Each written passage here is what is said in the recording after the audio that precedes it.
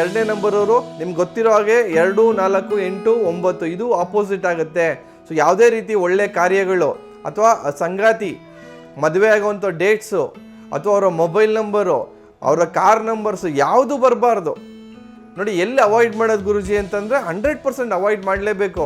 Astrology ಪ್ರಕಾರ ಎಂಥ ಒಳ್ಳೆ ದಿನ, ಇಂಥ ದಿನವೇ ನೀವು ಮದುವೆ ಆಗಬೇಕು ಅಂತೇಳಿ ದಯವಿಟ್ಟು ಆಗಕ್ಕೆ ಹೋಗ್ಬೇಡಿ. ಅಥವಾ ತುಂಬ ಒಳ್ಳೆ ಹುಡುಗ 2ನೇ ತಾರೀಕು ಅವ್ರಿಗೆ 9ನೇ ತಾರೀಕು ಹುಡುಗನ್ನ ಮದುವೆ ಮಾಡ್ಬೋದಾ? ಖಂಡಿತವಾಗ್ಲೂ ಮಾಡಬೇಡಿ.